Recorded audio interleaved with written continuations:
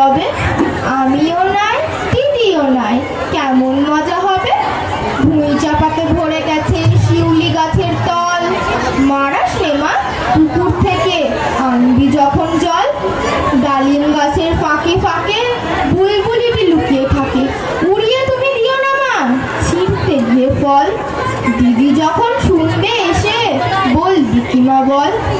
বাঁশ বাগানে মাথার ওপর চাঁদ উঠেছে ওই, এমন সময় মাগো আমার কাজলা দিদি কই।